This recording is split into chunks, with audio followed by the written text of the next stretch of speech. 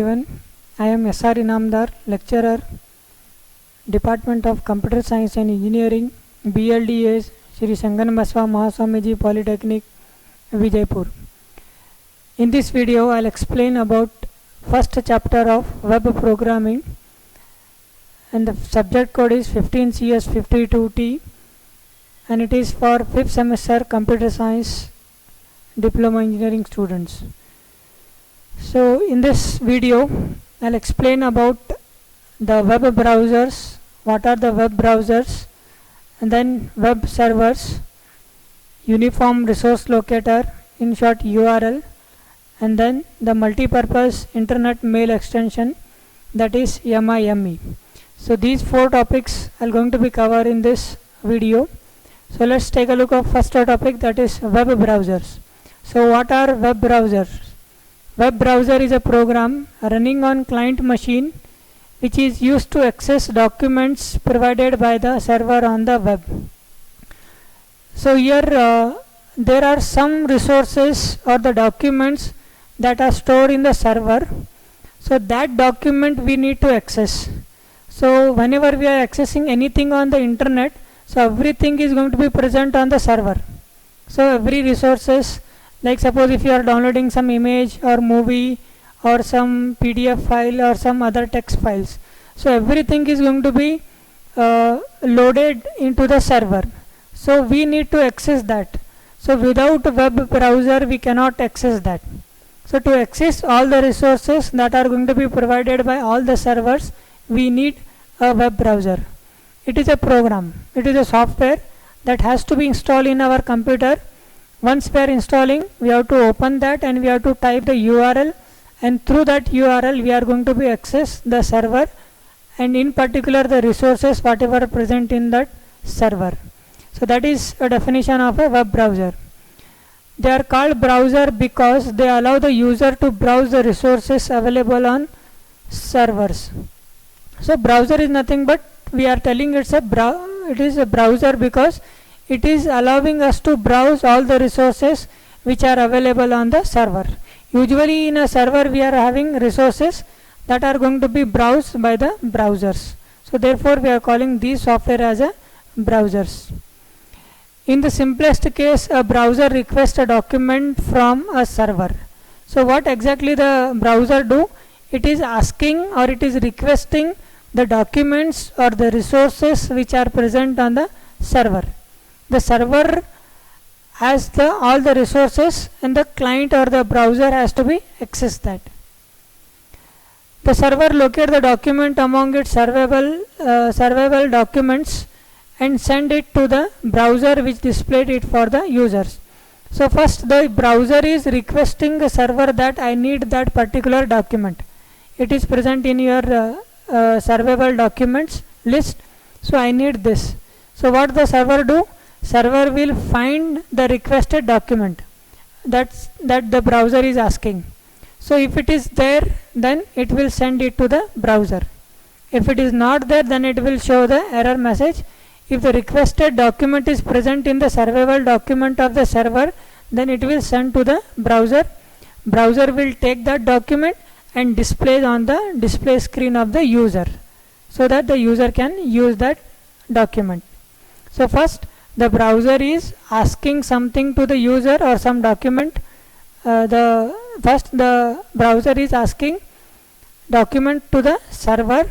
Server will find out that it is present in the servable document or not. If it is there, then it will send it to the browser, and then the browser will take that file or the document and then display it. So examples of web browsers are already we know Internet Explorer, then Mozilla Firefox, Netscape Navigators, then the Google Chrome, Opera, etc. There are n number of browsers. Through this we are able to access the resources which are provided by the web servers. Whatever the resources present in a web server, if you want to access, we need web browsers. Without web browsers we cannot access. So next topic is web servers. So web servers are the programs running in server computer that provide document to the requesting browsers. So web servers are nothing but these are also a program which has to be installed on the computer, server computer. So what is the work of a web server? They will provide the documents to the requesting browser. So they are giving the documents to the browser. What the browser is doing the work? Browser is asking, or browser is taking the document from the server, and the server is giving the documents and the resources to the browsers. So one entity is taking the resources and second entity is giving the resources. The entity which is taking the resources are nothing but web browser, and the entity which is giving the resources are nothing but web servers. Then the web server operations. So how the web server works? So all the communication between web client and web server uses HTTP. So they need to communicate. The two entity, as I said, web browser and the web server. We can say the web client and the web server. They need to communicate. The web client has to ask and the web server has to give. So they have to communicate. So they are communicating with help of a protocol called HTTP, Hypertext Transfer Protocol. The client is sending the request using this protocol only, HTTP, and the web server is responding to the web client using HTTP protocol only. To send and receive, they are using HTTP protocol. Then when a web server begins execution, it informs the OS under which it is running, and it runs as a background process. So whenever the server is getting started, or its server gets start running, so server has to inform to the operating system. What they have to inform? That I started and I am ready to accept any of the request from the browser. So it has to inform to the operating system that I am ready and I am running now. I can accept any of the request from the web server, so that it has to inform to the operating system. And usually the server is going to be run at the background process. It will not running at the foreground, it will run at the background. The primary task of web server is to monitor a communication port on the host machine. So the web server has to continuously monitoring the port through which that request is coming. So all the requests has to be hit to this communication port. So the web server has to be monitor this communication port continuously, that I am getting some request or not. So it has to monitor this communication port continuously. Once it is getting some request onto this communication port, it has to accept that. Accept HTTP command through that port. So whatever the command it is coming from this port has to be accepted by the web server. Accepting HTTP commands through that port and perform the operation specified by the command. Once it is receiving some commands from this port, after accepting it has to perform the operation. So whatever the operation mentioned in the command, that operation has to be performed by the web server through this port. When the URL is received, it translated into either a file name or the program name. So whatever the command it is receiving, that is in the form of a URL, so that URL has to be translated into the file name which we need, or the program name which we need to execute. If we need some file, then it has to be converted into file name. If we need some program to execute, then it has to be converted into the particular program name. So next, the general characteristics of web server. So before this, so whenever we are installing any of the software in a C drive or D drive, one folder is going to be created with that software name, right? So similarly, whenever we are installing the web server, it also creates some folders in the C directory or D directory, whichever we are going to be mentioned. Usually we mention C directory only. So in C directory it is created one folder. So the file structure of a web server has two separate directories. So whenever we have created that folder, whenever we are installing the server, it will create one folder. In that folder we have two separate directories. In that folder, whichever it is created after installing the web server, that has two separate directories. The first one is document root and the second one is server root. It is creating two directories, one is document root and one more is server root. The root of one of this is called document root, which stores web documents. So what are the content of this directory and this directory? So whichever the file that we want to provide or we want to serve to all the clients, that files we have to put in the document root directory. In this document root directory, I have to put all the files that I have to provide or that I have to serve to the clients. And then what is the content of this server root? Server root consists of supporting files, all the files which are supporting to run the server. So whatever the files that are needed to run this server, supporting files, so that files are going to be stored in the server root. So two directories are going to be created whenever we are installing web server. The files stored directly in the document root are those available to the clients through top level URLs here. So whatever the files I am storing in this document root are those which are available to the clients through the top URL. Means, so if client needs to access the document which is present in the document root or the resources present in the document root, then they have to give URL. URL is nothing but www.google.com, www.dt.car.nic.in/result.aspx. So whatever the things we are going to be type in web browser through to access that particular resources, so that we have to give in the form of URLs. Alright. So all the documents and the resources which has to be served or which has to be available to the client needs to be stored in the document root. Next, the secondary area from which document can be served are called virtual document root, virtual document trees. So sometime what is going to happen, suppose we are putting some of the documents which has to be available to the users in another area. That area is called virtual document tree.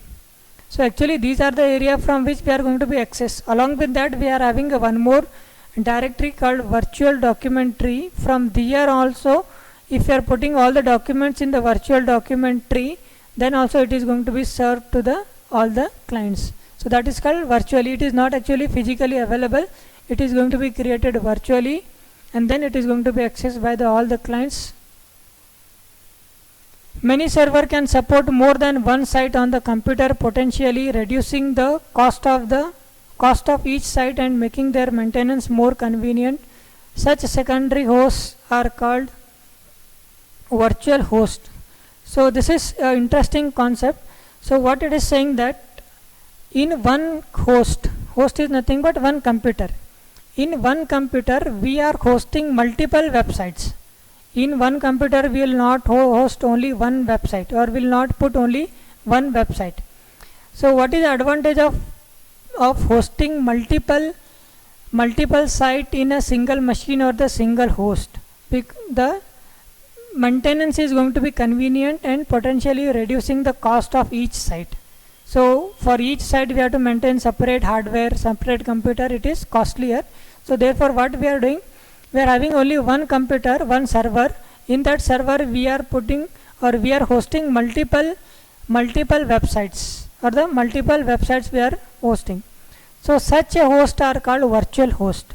Virtual host nothing but in one computer we are putting or we are hosting multiple websites, so that are nothing but virtual hosts. And then some servers can be served document that are in the document root of other machines on the web. In this case they are called proxy servers. So proxy servers are nothing but they are not actually having their documents in their directory, their document root. So whatever, suppose a browser is requesting some document to some server, but that document is not present in the document root of that server. It is present in other machine on the web. it is present in the document root of other machine. So it is not present in, so whichever to whom we are requesting. So it is present in some other machine. So what that machine do, it will take that document from that machine and it will give you. So that is nothing but proxy servers. Proxy are nothing but fake, or it's a the proxy is nothing but actually the document is not present in that server. It is present in some other server, but on your behalf it is taking the document from that server and it is giving you. So that are the nothing but the general characteristics of the web servers.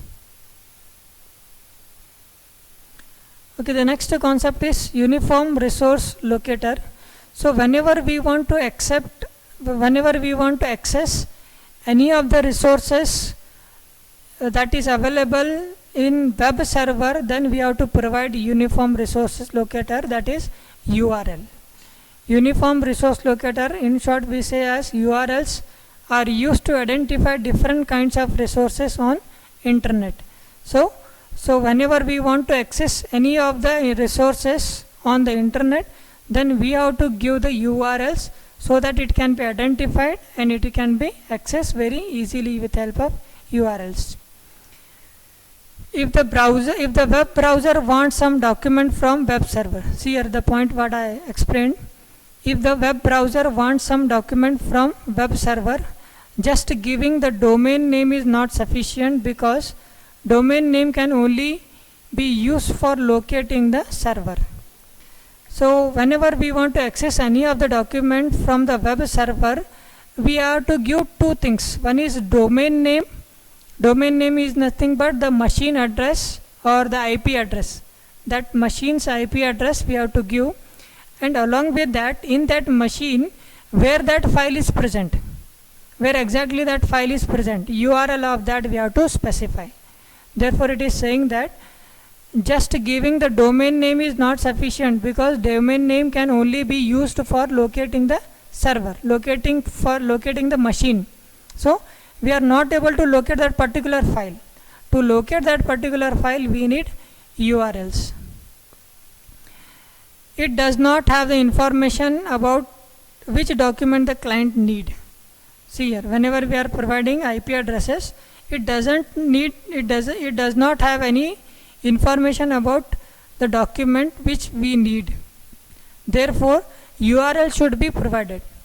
So what we have to do, along with the domain name or along with the IP address, we have to provide the complete URL. So the general format for URL is scheme : then object address. So this is our object address, and here HTTP is a scheme. So example is http://www.dt.car.nic.in/results.php. So this is the complete URL that we are mentioning. It is having two parts. One is, this is the domain name, www.dte.car.nic.in. this is the domain name, and this is the actual file which we needed. So this complete we are calling as a uniform resource locator. This, and this scheme is HTTP. Okay, the scheme indicates protocol being used. Some of that are HTTP, FTP, Telnet, and file. Already we are using HTTP as a scheme or the protocol. So this has to be communicated with help of HTTP protocol, and the server name or the domain name is www.dte.car.nic.in, and then this results.php is the name of the file which we need. In case of HTTP, the full form of the object address of a URL is as follows. The full form of the address is as follows: fully qualified domain name and then path to document. See, this is the example. So from here to here we have fully qualified domain name. Okay, from here to here we have fully qualified domain name, then we have a slash, here also we have a slash, then path to document. Path to document means where that file is present. it is present in this domain name, it is directly present in results.php. It is not present in subfolder. It is directly present in this main directory only. Main directory is nothing but the root directory, that is slash.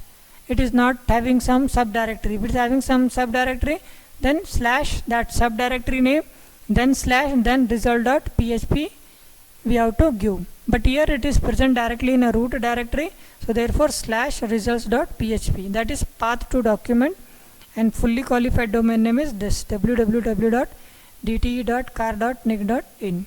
So whenever we want to access any of the resources over the web server, from the web server we have to give this fully qualified domain name plus path to document, that we together along with the scheme, that together we call as a URL.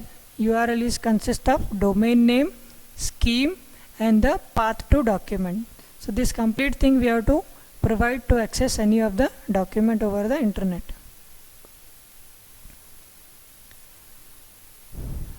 Okay, URL can never have embedded spaces. So whenever we are given URL, so we should not have to give spaces. So spaces are not allowed in a URL. It cannot use special characters like semicolon, ampersand, and colon. So these special characters are not going to be used. Underscore we can use. One of the main or the important special character that we are going to be used in URL is underscore.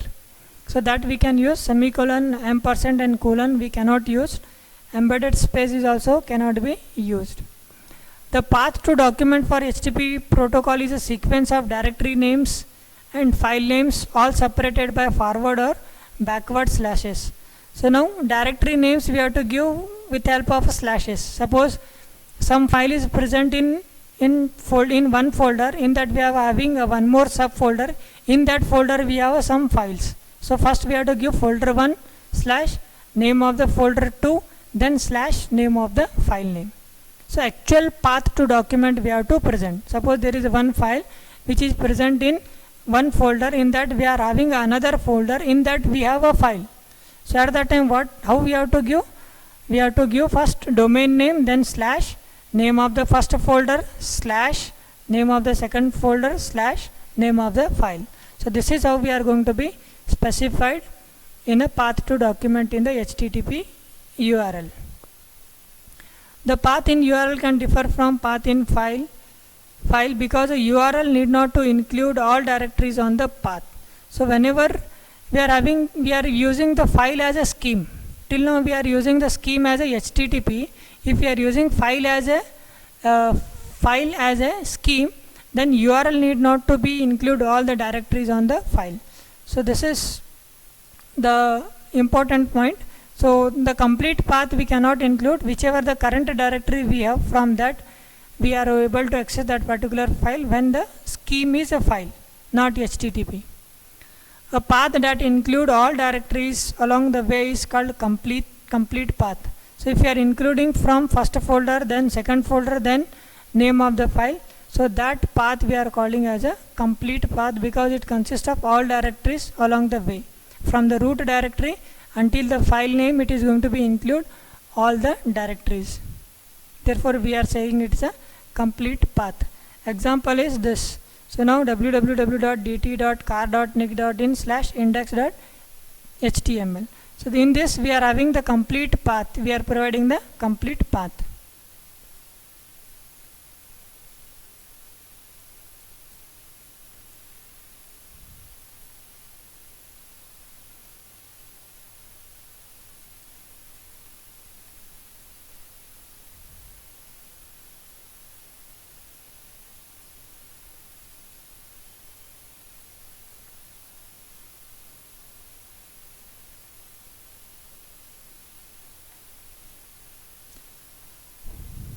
In most cases, the path to document is related to some base path that is specified in the configuration file of the server. Such paths are called partial paths. So as compared to the complete path, we are having partial paths. Partial paths are nothing but it will not include all the directories along the way. It's having only from this relative directory, it is going to be include all the files and folder. Before that it will not include. So www.rnsit.ac.in slash, so whatever the file present after this slash, that is going to be include, not the complete path we are going to be include in this. So partial path doesn't have all the directories along the way. It's having only all the directories that are related to some base path. So this is our base path. From this path only we are going to be include only the files, not all the directories.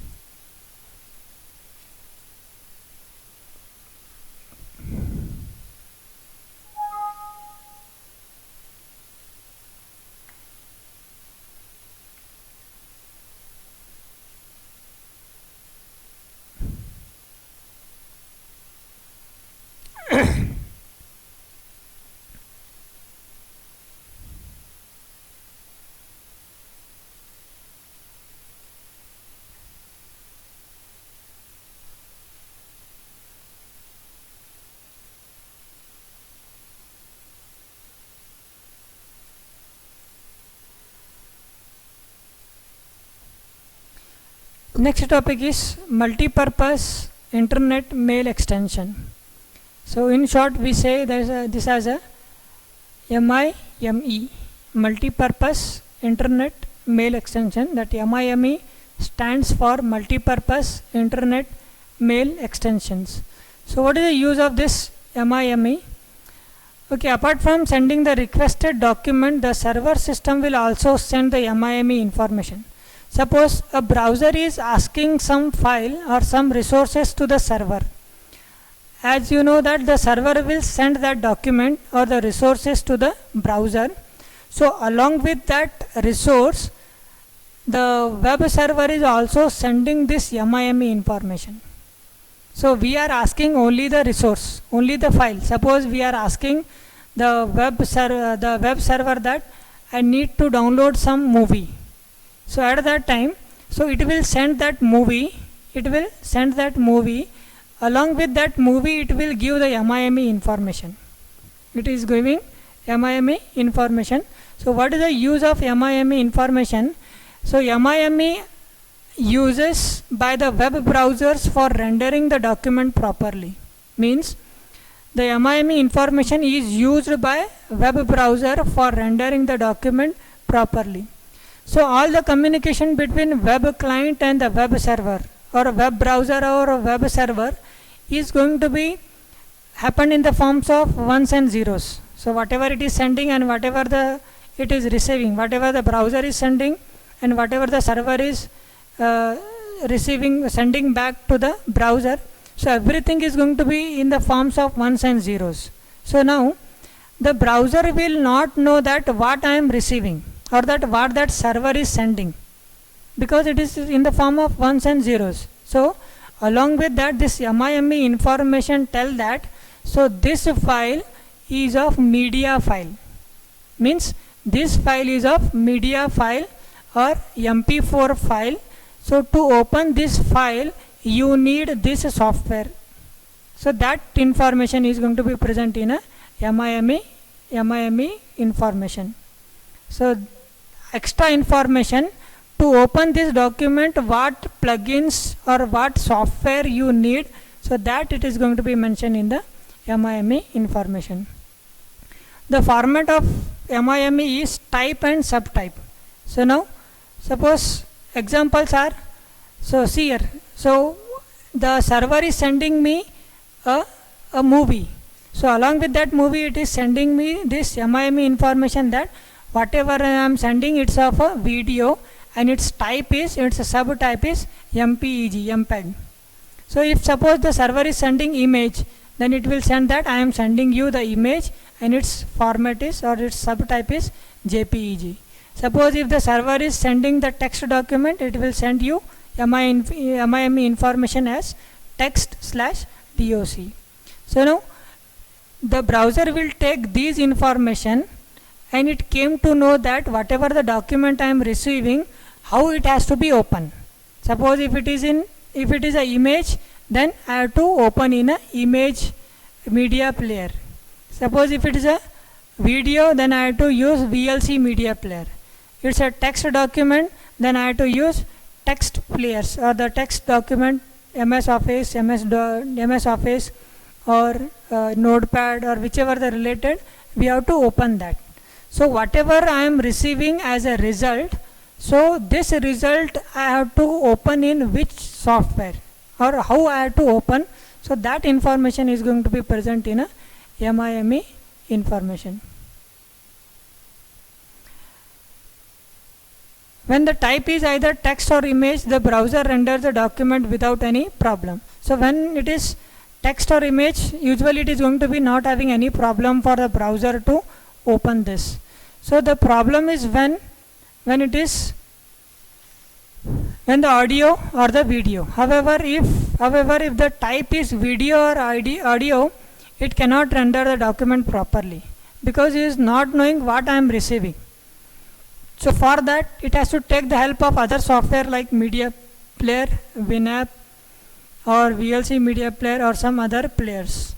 So now to open the audio or video, it has to take some other softwares. So that software we call as a plugins or helper applications. These softwares are called nothing but helper applications or plugins. These non-textual information are known as hypermedia. Non-textual are nothing but image, audio, video. These are nothing but non-textual information, and these are nothing, and we are calling this as a hypermedia. Okay, along with this type and the subtype, we can have a type of X subtype. We can create our own subtypes. Experimental document types are used when user want to create a customized information. Customized means so what exactly we want to send and make it available to the internet. The format of experimental document type is so type /X subtype. Suppose if you want to send a database file, so at that time we have to write database/X. X is nothing but experimental document type, and this is what we have created. X base means database type we are created, and that database we are sending. So now to open this database, the browser has to take the help of plugins and the helper application like MySQL or whichever the other database software to open this particular file which is the server has responded. Hope you are clear this. So if you have any doubt, then you can send me a question or any doubt. You can ask me on this WhatsApp number or you can call me on this number. So thank you for watching. If you like the video, then subscribe to my channel.